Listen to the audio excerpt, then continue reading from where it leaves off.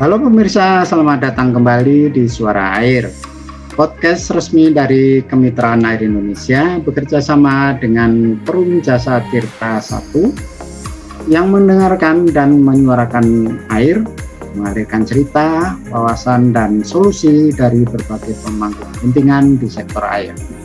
Kami menghadirkan suara-suara dari lapangan, dari komunitas lokal, pemerintah hingga pelaku bisnis untuk memperkuat kolaborasi dan menjawab tantangan pengelolaan air secara berkelanjutan. Episode ini mengangkat tema pendayagunaan dengan judul Air di Bawah Tanah ketika sumur tak lagi menyembur. Hadir kembali bersama kita narasumber yang tidak asing lagi, Bapak Dr. Muhammad Amron, dan host kita, seorang generasi muda yang sedang belajar tentang sumber daya air, Mbak Nabila. Ini akan sangat menarik karena perpaduan dua generasi yang sama-sama berminat terhadap pengelolaan sumber daya air. Silakan Mbak Nabila untuk berdiskusi dengan narasumber kita ini. Inilah Suara Air.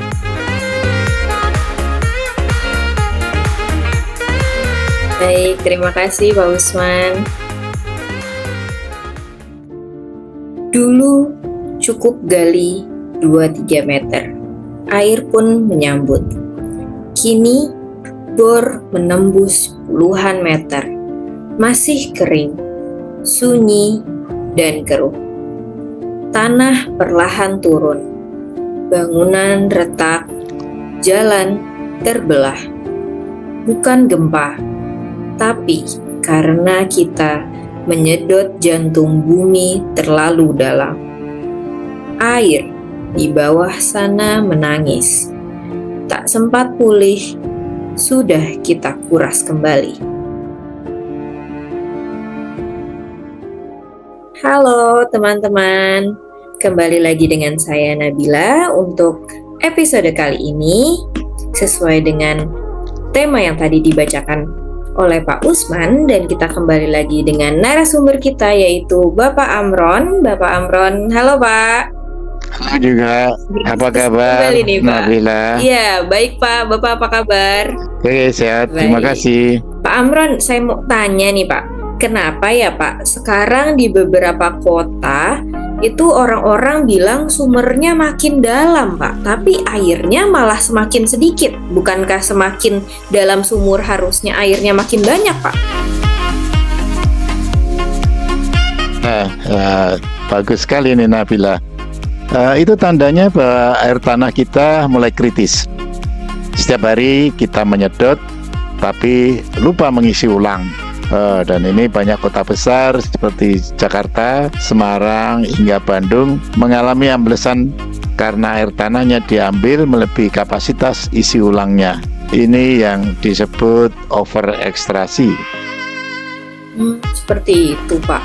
Lalu apa hanya tanah ambles saja Pak akibat dari tadi? Oh ya, tidak hanya itu, lebih daripada itu. Jadi ketika air tanah turun, ini yang terutama di tepi pantai, air laut bisa menyusup masuk ke daratan. Dan ini kita sebut intrusi air asin.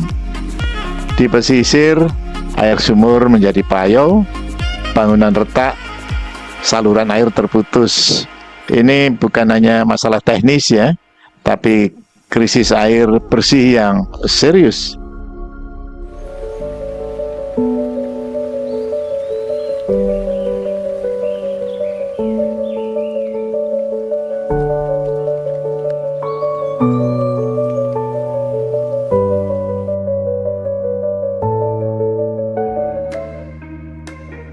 Lalu Pak, di Indonesia kan banyak nih kota-kota yang mulai ambles karena air tanahnya diambil berlebihan. Nah, kalau seperti itu, apa ada negara-negara lain juga Pak yang mengalami hal yang sama gitu? Jadi kita bisa belajar dari mereka gitu Pak. Iya. Jadi tentu ini Nabila bahwa hampir semua negara maju dan juga yang berkembang pernah mengalami krisis serupa. Ini contoh di Amerika Serikat misalnya. itu ada kawasan cekungan air tanah atau aquifer namanya Ogallala, dan ini membentang dari South Dakota di utara di atas sampai ke Texas di bawah. Permukaan air tanahnya turun hingga 45 meter, bisa dibayangkan. Ini akibat pembukaan irigasi besar-besaran, sehingga mereka lalu menerapkan sistem pembatasan ekstraksi dan monitoring ketat oleh USGS, jadi United States Geological Survey. Wah, bahaya banget ya Pak kalau sampai turun 45 meter itu Pak. Karena sudah ada kejadian seperti itu, jadi mereka memang mengatur dengan disiplin begitu ya Pak ya? Nah, benar ini. Contoh juga di Inggris, semua izin pengambilan air tanah diatur oleh Environmental Agency. Jadi setiap sumur harus terdaftar, dan pengambilan di wilayah London dan East Anglia dibatasi ketat untuk mencegah penurunan muka tanah. Sementara itu, contoh juga di India, karena 80% penduduknya bergantung air tanah, pemerintah memperketat atau memperkuat irigasi yang efisien dan juga mendorong recharge buatan dari kolam imbuhan sampai sumur resapan skala besar. Contoh yang lain di Jepang, saat Tokyo mulai ambles, mereka semua segera melarang pemompaan berlebihan dan membuat sistem recharge buatan. Wah, jadi memang negara-negara itu belajar dari krisis yang mereka hadapi juga ya Pak, lalu berani untuk membuat aturan yang tegas. Betul. Jadi air tanah itu bukan cuma milik satu orang, ia milik generasi yang akan datang tentunya. Jadi kalau mau bijak, harus ada keseimbangan antara penggunaan dan pengisian kembali.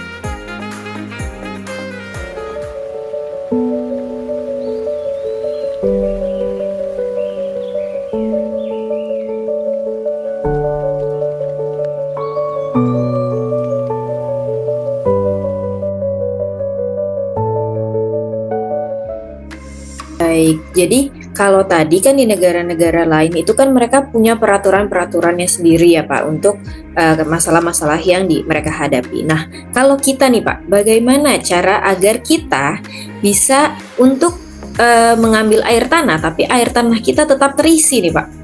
Bagaimana caranya Pak? Sebenarnya kita juga memiliki peraturan yang cukup ketat tentang pengambilan air tanah dan juga memakai bentuk retribusi untuk mengurangi pengambilan air secara tidak terkendali. Demikian kalau dari sisi aturan, tetapi kemudian bagaimana kita mengisi, kita membutuhkan recharge tentunya. Jadi ada wilayah resapan alami dan itu harusnya diperhatikan.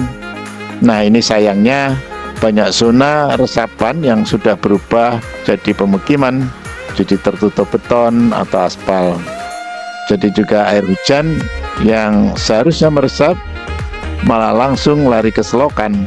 Kita perlu taman, ruang terbuka hijau, sumur resapan, dan desain kota yang ramah air.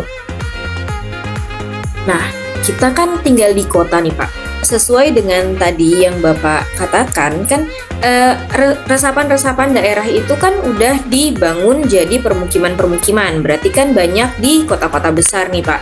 Nah, kalau kita nih tinggal di kota besar, bagaimana cara kita buat ikut menjaga air tanah Pak? Ya tentunya bisa, dan itu bahkan harus ya.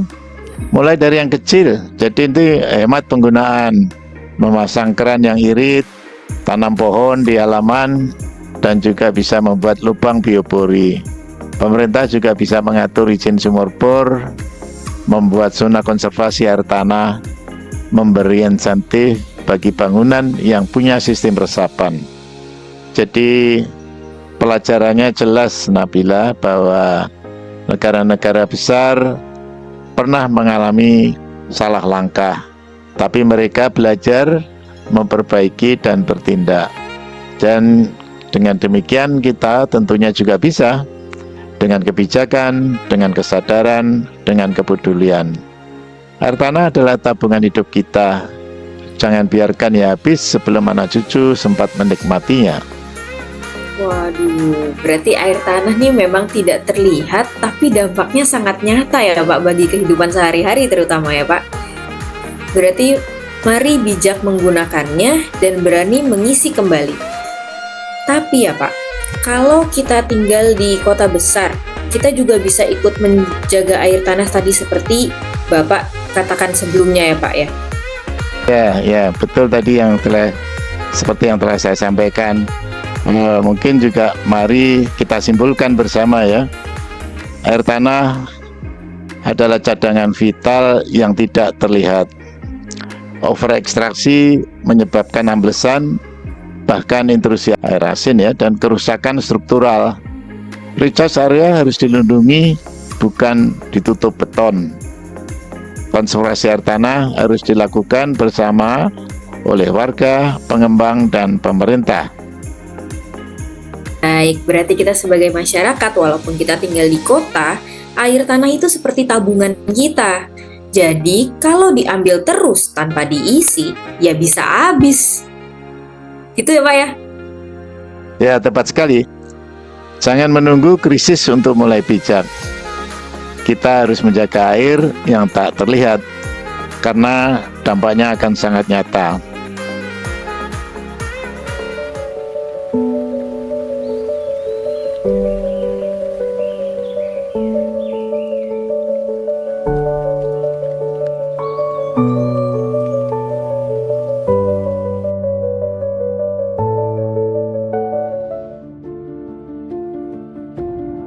Yang tak terlihat tapi teramat penting. Air tanah tak bersuara, tapi ia menyangga kota. Tak tampak mata, tapi menopang hidup jutaan jiwa. Jika kita terus menyedot tanpa peduli isi ulangnya, bukan hanya air yang hilang, tapi pijakan bumi pun ikut goyah. Mari jaga yang tak terlihat demi yang tak ternilai. Sahabat Suara Air, mari kita bijak dalam membangun. Setiap pondasi rumah, setiap sumur harus juga memberi ruang bagi air untuk pulih kembali. Sampai jumpa di episode berikutnya, dan jangan lupa jaga air, jaga kehidupan. Terima kasih, saya kembalikan lagi ke Bapak Usman. Terima kasih Bapak Amron. Terima kasih. Terima kasih kepada narasumber kita, Ron, dan kita Mbak Nabila. Terima kasih pendengar dan pemirsa sudah menyaksikan podcast Suara Air hari ini. Semoga obrolan kita memberikan kesadaran baru bahwa menjaga air adalah menjaga masa depan. Jangan lewatkan, ikuti episode berikutnya dengan tema yang lebih menarik, dan bagikan podcast ini agar lebih banyak suara mengalir bersama kita. Kami juga membuka ruang untuk pemirsa mengusulkan tema yang ingin dibahas dengan menuliskannya di kolom komentar. Sampai jumpa di aliran cerita selanjutnya di Suara Air.